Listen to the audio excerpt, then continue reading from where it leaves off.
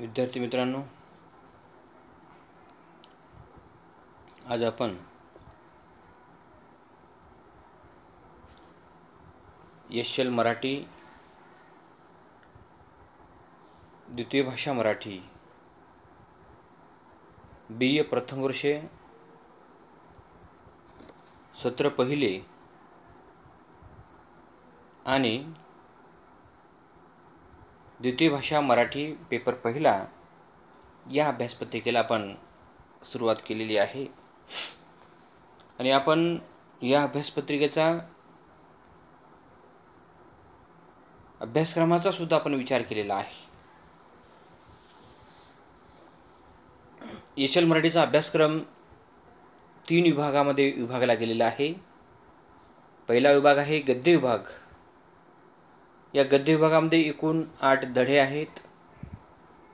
दुसरा विभाग आहे पद्य विभाग आणि या पद्य विभागामध्ये 8 कविता आहेत।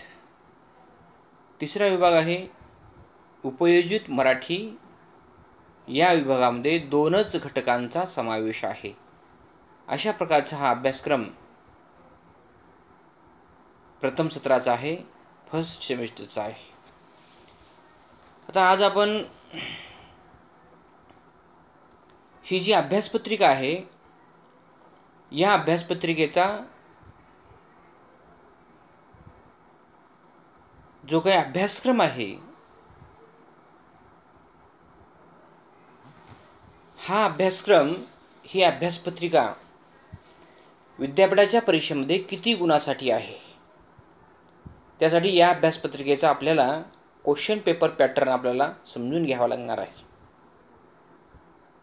कारण क्वेश्चन पेपर पॅटर्न समजल्याशिवाय आपल्याला अभ्यास कसा करावा, परीक्षेमध्ये प्रश्न किती गुणाला विचारले जातात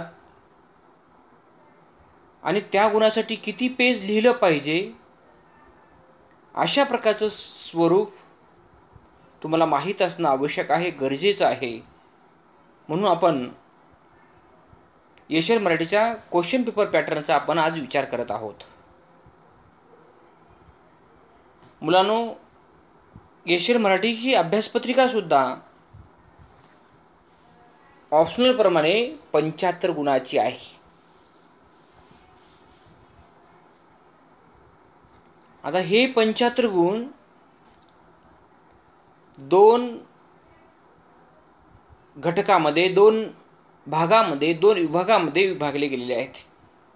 हा पेपर हा एकूण 75 गुणाचाच आहे मुलांनो, परंतु 75 गुणापैकी 35 गुण या अभ्यासपत्रिकेसाठी प्रॅक्टिकलला आहेत आणि त्या प्रॅक्टिकललाच मराठीमध्ये अंतर्गत मूल्यमापन म्हणतात।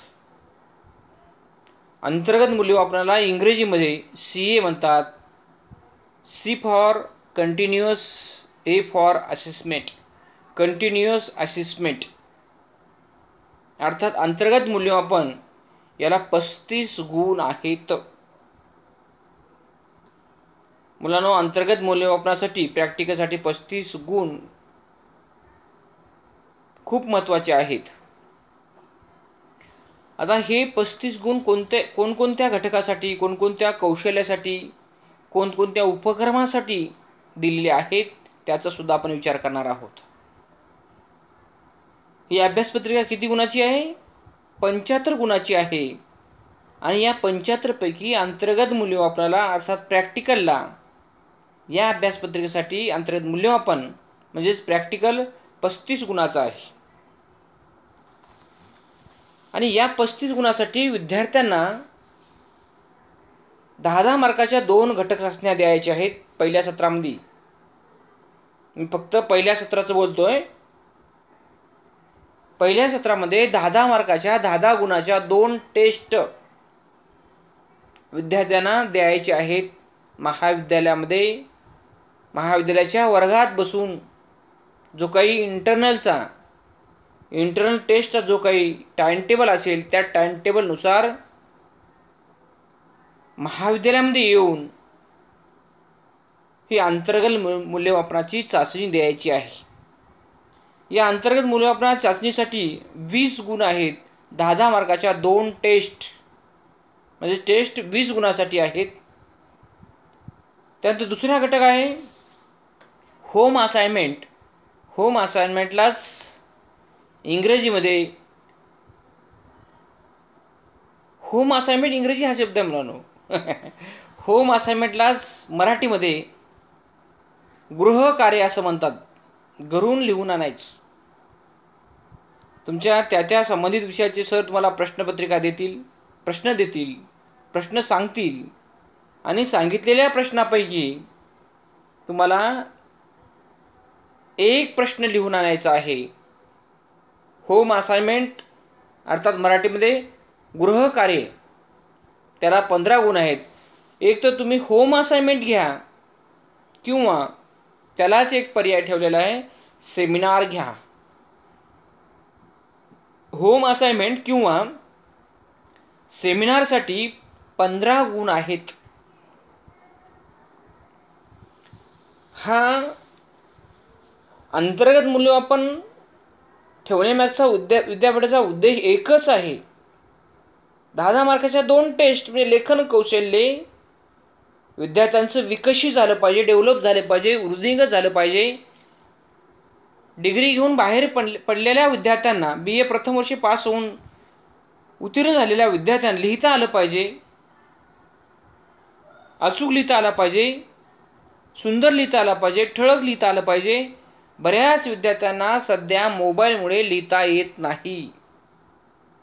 शिकून अडाणी माणसासारखी अवस्था सध्याच्या मुलाची झालेली आहे. कारण रायटिंग स्किल हळूहळू लोप पावत चाललेली आहे, नष्ट होत चाललेली आहे, नाहीशी होत चाललेली आहे. लेखन कौशल्याचं विस्मरण होत चाललेलं आहे. कारण सध्या प्रत्येकाच्या हातामध्ये अँड्रॉइड मोबाईल आलेले आहेत आणि त्या अँड्रॉइड मोबाईलमुळे लिहिण्याचं कामच राहिलेलं नाही. पूर्वी लिहिण्याशिवाय, रायटिंग स्किलशिवाय, लेखन कौशल्याशिवाय पर्याय नव्हता, तरुणोपाय नव्हता. म्हणून प्रत्येक विद्यार्थ्यांना सतत नेहमी सातत्यपूर्ण लिहावं लागत होतं. म्हणून प्रत्येकाला खूप चांगल्या पद्धतीने लिहिता येत होतं. म्हणून विद्यार्थी अचानकपणे विद्यापीठ परीक्षेला लेखन कौशल्याच्या माध्यमातून सामोरं जाण्यापेक्षा त्याला विद्यापीठाची परीक्षा देण्याच्या अगोदर त्याला लेखनाची सवय असली पाहिजे, त्याला लिहिता आलं पाहिजे, त्या वेळेमध्ये त्याचा पेपर पूर्ण झाला पाहिजे. हा विद्यापीठाचा उद्देश आहे आणि या उद्देशानेच त्यांनी 35 गुणाचं प्रॅक्टिकल ठेवलेलं आहे. 35 पैकी 10 गुणाच्या 2 टेस्ट, म्हणजे टेस्टसाठी 20 गुण आणि होम असाइनमेंट किंवा सेमिनार यासाठी दोन्हीपैकी कोणताही एक घ्या. तुमच्या त्या विषयाचे सर ठरवतील होम असाइनमेंट घ्यायचं का सेमिनार घ्यायचा. तुमच्या विषयाचे सर तुम्हाला सांगतील, ठरवतील. त्यानुसार तुम्हाला यासाठी 15 गुण आहेत मुलांनो. आता या घटकाचा उद्देश, या घटकाचं प्रयोजन, या घटकाचा हेतू काय आहे? तो हेतू यासाठी आहे मुलांनो, पहिल्या घटक 2 चाचण्याचा हेतू आहे विद्यार्थ्यांना लिहिता आलं पाहिजे, विद्यार्थ्यांना मांडता आलं पाहिजे. आता दुसरा हेतू आहे गृहकार्य किंवा सेमिनार. त्याला मराठीमध्ये सेमिनारलाच मराठीमध्ये चर्चासत्र असं म्हणतात आणि यासाठी 15 गुण आहेत. विद्यार्थी जे काही शिकतो, विद्यार्थी जे काही ज्ञान ग्रहण करतो, विद्यार्थी जे काही पुस्तकं मांडतो, महाविद्यालयातून जे काही नॉलेज घेतो, ते नॉलेज विद्यार्थ्याला उभं टाकून मांडता आलं पाहिजे. आणि एखाद्या विद्यार्थ्याला 80% गुण आहेत, त्याला 2 मिनिटसुद्धा बोलता येत नाही, त्यामुळे त्याच्या 80%ला काही अर्थ नाही मुलांनो. त्याला किती 80% आहेत का 90% का मेरिटमध्ये आहेत, त्यापेक्षा तो समाजाच्या समोर जाऊन उभं टाकून कसं मांडू शकतो, त्याच्यामध्ये सबाधितपणा, आत्मविश्वास, कॉन्फिडन्स या अंतर्गत मूल्यमापनाच्या माध्यमातून, प्रॅक्टिकलच्या माध्यमातून त्याच्यामध्ये विकसित झालं पाहिजे.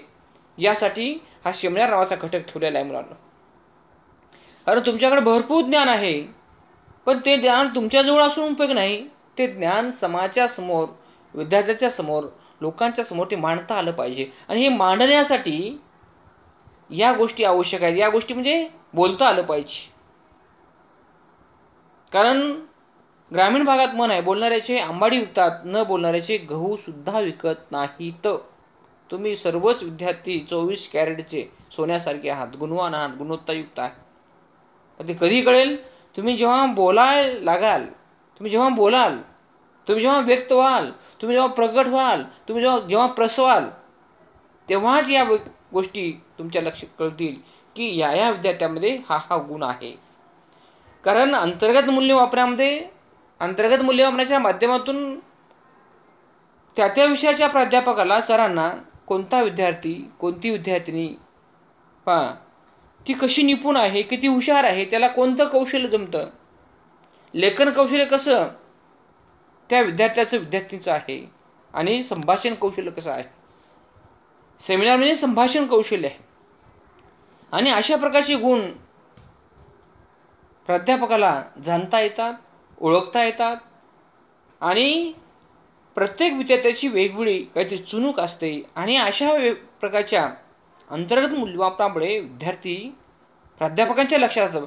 आता महाविद्यालयामध्ये वेगवेगळ्या प्रकारच्या स्पर्धा होतात.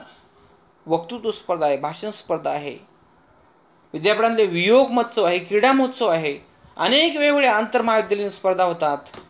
आणि असे विद्यार्थी या अंतर्गत मूल्यमापनाच्या माध्यमातून प्राध्यापकांना समजतात. आणि अशा विद्यार्थ्यांना ती संधी, अशी वेगवेगळी संधी, स्पर्धा परीक्षा संधी या माध्यमातून विद्यार्थ्यापर्यंत पोहोचवता येते, देता येते. म्हणून अशा प्रकारचं ही अभ्यासपत्रिका 75 पैकी 35 गुणाचं प्रॅक्टिकल आहे, इंटरनल आहे. हा अशा प्रकारचा अंतर्गत मूल्यमापनाचा भाग आहे. फार अवघड काही नाही मुलांनो.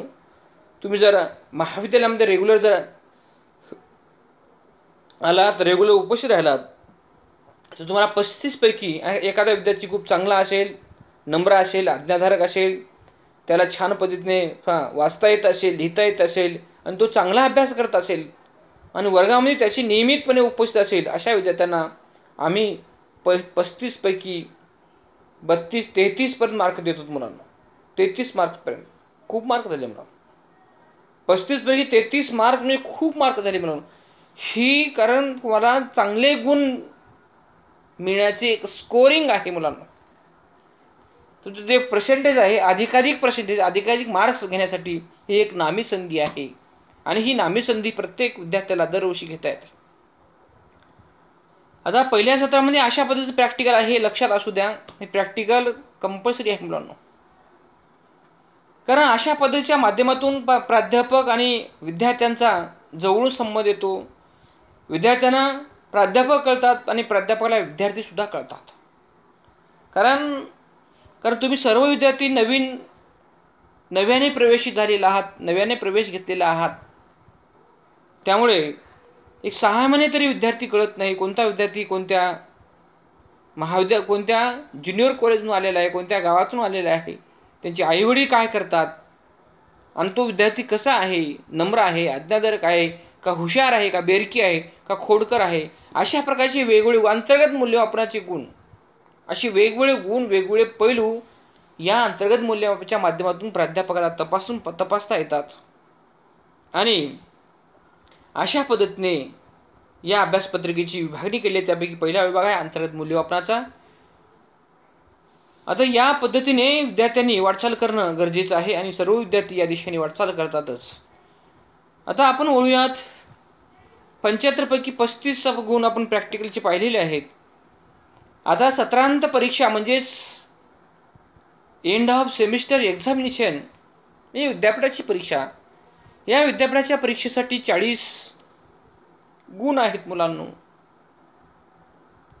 आणि हे 40 गुण कशा पद्धतीने परीक्षेमध्ये विचारले जाणार आहेत? तुमची जी अभ्यासपत्रिका आहे, या अभ्यासपत्रिकेवर आधारित, या सिलेबसवर आधारित, या अभ्यासक्रमावर आधारित पहिल्या प्रश्नामध्ये 2 प्रश्न विचारले जातील. आणि या 2 पैकी तुम्हाला 1 सोडवायचा आहे, आणि तो प्रश्न 15 गुणासाठी आहे. दुसरा प्रश्न आहे, त्यामध्ये 2 प्रश्न विचारले जातील. 2 पैकी तुम्हाला 15 गुणासाठी 1 सोडवायचा आहे. तिसरा प्रश्न आहे मुलांनो टिपेचा. त्यामध्ये टिपा 4 येतील, आणि 4 पैकी तुम्हाला तुमच्या 4 पैकी ज्या 2 टिपेवर तुमचा अभ्यास झालेला आहे, ज्या 2 टिपेवर तुम्ही चांगल्या पद्धतीने लिहू शकता, भरभरून लिहू शकता, भरभरून मांडू शकता, अशा 4 टिपेपैकी 2 तुम्ही अभ्यास केलेल्या 2 टिपेवर तुम्हाला लिहायचं आहे. 4 पैकी 2. या प्रश्नासाठी 10 गुण आहेत मुलांनो. पहिला प्रश्न 15 गुण, दुसरा प्रश्न 15 गुण आणि तिसरा प्रश्न 10 गुण. असे एकूण 40 मार्क्स विद्यापीठाच्या परीक्षेला आहेत. आणि या पद्धतीने विद्यार्थी परीक्षा देण्यासाठी त्यांना सामोरं जावं लागणार आहे. आता मुलांनो, हे 3च प्रश्न आहेत. 3 प्रश्न म्हणजे फार एकदम सोपे आणि सुटसुटीत अशा प्रकारचे प्रश्न विद्यापीठाच्या परीक्षेमध्ये येतात. आपल्या एशियन मराठीचे 3 विभाग आहेत. या 3 विभागापैकी 3 विभाग आहेत. पहिला विभाग कोणता आहे? तो गद्य विभाग आहे. पहिला प्रश्न हा गद्य विभागावर 15 गुणासाठी विचारला जाईल. गद्य विभागामध्ये एकूण 8 धडे आहेत. या 8 धड्यापैकी या 8 पाठापैकी 2 प्रश्न विद्यापीठाच्या परीक्षेत येतात आणि त्या 2 प्रश्नापैकी तुम्हाला 15 गुणासाठी एक प्रश्न सोडवायचा आहे. दुसरा प्रश्न आहे मुलांनो, तो कवितेवर आहे. पद्य विभागावर येणार आहे आणि त्या पद्य विभागात सुद्धा 8 कविता आहेत. या 8 कवितेपैकी 2 कवितेवरच प्रश्न येणार आहेत आणि या 2 प्रश्नापैकी तुम्हाला एक प्रश्न सोडवायचा आहे. त्याला गुण आहेत 15. आणि तिसरा प्रश्न आहे मुलांनो, टिपेवर आहे. आता हे 2 प्रश्न विचारून झाल्यानंतर ज्या घटकाला न्याय देता आलेला नाही परीक्षेमध्ये, ज्या घटकावर प्रश्न विचारलेला नाही पहिल्या 2 मध्ये आणि त्या न विचारलेल्या घटकावर तिसऱ्या प्रश्नामध्ये 4 टिपा विचारायच्या आहेत मुलांनो. आणि 4 टिपेपैकी तुम्हाला 2 टिपा सोडवायच्या आहेत. हा प्रश्न 10 गुणाचा आहे. अशा पद्धतीने विद्यापीठ परीक्षेचा हा प्रश्नपत्रिका स्वरूप आहे. विद्यापीठाच्या प्रश्नपत्रिका प्रारूप फार काही अवघड नाही, सहज आणि सोपं आहे. तुम्ही सतत नियमितपणे महाविद्यालयामध्ये रेग्युलर तासिकेला जर उपस्थित राहिलात, सध्याची परिस्थिती ही महाविद्यालयात येण्यासारखी नाही, म्हणून हा पर्याय, सक्षम पर्याय आपण सुरू केलेला आहे. तो म्हणजेच ऑनलाईन गुगल क्लासरूम.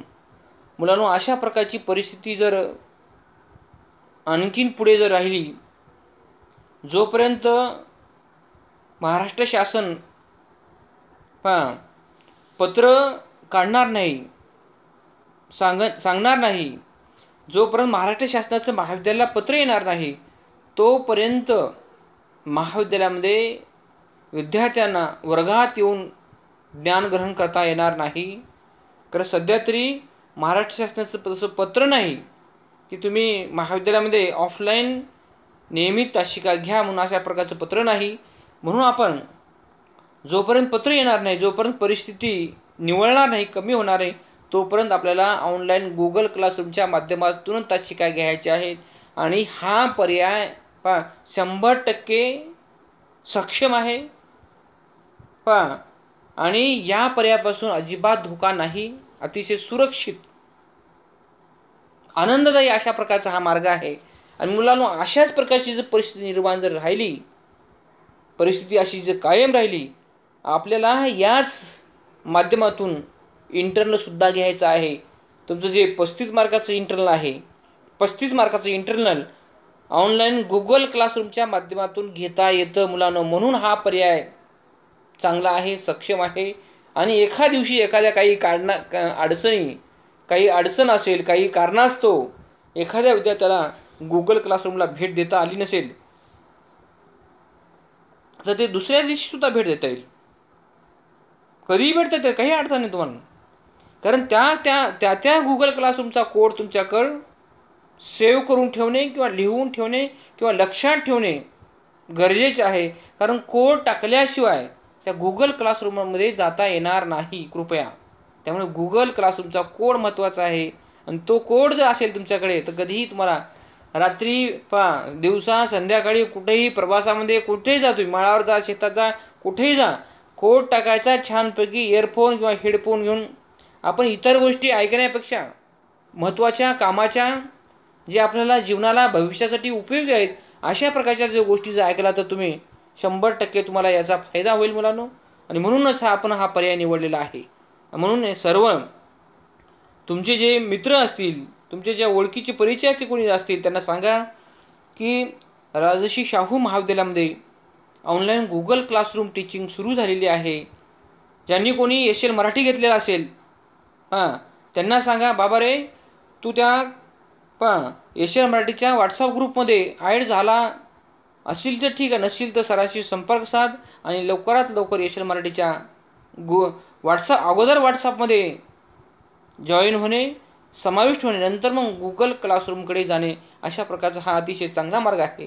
आणि तुम्ही सर्वच विद्यार्थी दररोज तुमच्या वेळेप्रमाणे, तुमच्या सवडीप्रमाणे ऑनलाईन गुगल क्लासरूमला भेट देत असाल, ऐकत असाल आणि ज्याला शक्य आहे त्यांनी स्क्रीनशॉट काढून घ्यायचा प्रयत्न करा, लिहून घेण्याचा प्रयत्न करा, पुन्हा पुन्हा व्हिडिओज ऐका. त्यातून अशा पद्धतीने चांगला अभ्यास 100% होऊ शकतो, अशा प्रकारचा मला आत्मविश्वास वाटतो. आणि आपण या ठिकाणी थांबणार आहोत. धन्यवाद.